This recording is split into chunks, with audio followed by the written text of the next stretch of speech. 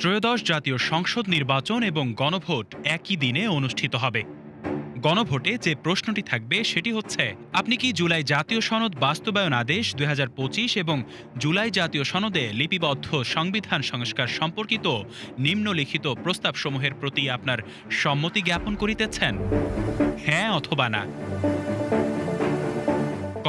নির্বাচনকালীন তত্ত্বাবধায়ক সরকার, নির্বাচন কমিশন এবং অন্যান্য সাংবিধানিক প্রতিষ্ঠান জুলাই সনদে বর্ণিত প্রক্রিয়ার আলোকে গঠন করা হইবে।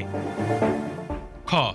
আগামী জাতীয় সংসদ হইবে দুই কক্ষ বিশিষ্ট ও জাতীয় সংসদ নির্বাচনে দলগুলোর প্রাপ্ত ভোটের অনুপাতে ১০০ সদস্য বিশিষ্ট একটি উচ্চকক্ষ গঠিত হইবে এবং সংবিধান সংশোধন করিতে হইলে উচ্চকক্ষের সংখ্যাগরিষ্ঠ সদস্যদের অনুমোদন দরকার হইবে।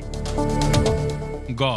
সংসদের নারী প্রতিনিধি বৃদ্ধি, বিরোধী দল হইতে ডেপুটি স্পিকার ও সংসদীয় কমিটির সভাপতি নির্বাচন, মৌলিক অধিকার, বিচার বিভাগের স্বাধীনতা, স্থানীয় সরকার, প্রধানমন্ত্রীর মেয়াদ, রাষ্ট্রপতির ক্ষমতাসহ তফসিলে বর্ণিত যে ৩০টি বিষয়ে জুলাই জাতীয় সনদে ঐকমত্য হইয়াছে, সেগুলো বাস্তবায়নে আগামী সংসদ নির্বাচনে বিজয়ী রাজনৈতিক দলগুলো বাধ্য থাকিবে।